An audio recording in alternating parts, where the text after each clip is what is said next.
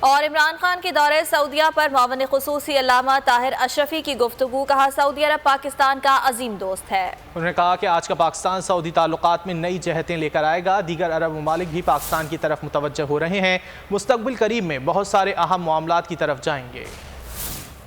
بلا شبہ یہ آج کا دن پوری امت مسلمہ کے لیے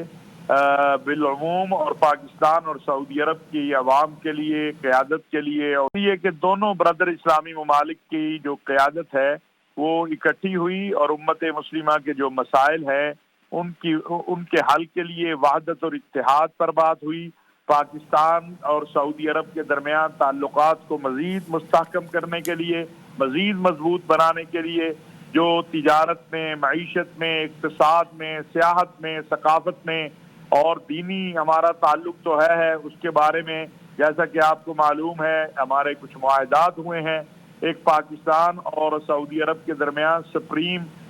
رابطہ کونسل جو ہے وہ کوارڈینیشن کونسل قائم ہوئی ہے، اور میں سمجھتا ہوں کہ اس وقت جو دنیا میں اور اس خطے کی صورتحال ہے اور جو بلاد اسلامیہ کی صورتحال ہے اس میں دونوں ممالک کی قیادت کا مل بیٹھنا، جس میں کہ میں یہ واضح کرنا چاہتا ہوں کہ پاکستان دنیا اسلام کی واحد ایٹمی قوت ہے اور مملکت سعودی عرب جو ہے وہ مسلمانوں کی وحدت اور اتحاد کا مرکز ہے اور مسلمانوں کے مقدسات ہیں یہاں۔ تو ایک طرف امیر محمد بن سلمان اور دوسری طرف محترم عمران خان صاحب جو ہے وہ یہ یقین رکھتے ہیں کہ امت مسلمہ کے مسائل کا حل وحدت اور اتحاد میں ہے، اور امت کے مسائل کے لیے امت کو متحد ہونا ہوگا۔ اے نور خدا، نور بصیرت کی طلب ہے،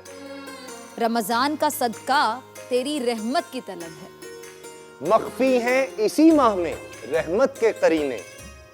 گرداب سے نکلے ہوئے بخشش کے سفیر، گویا ہیں تیرے عشق میں ہم سب برابر،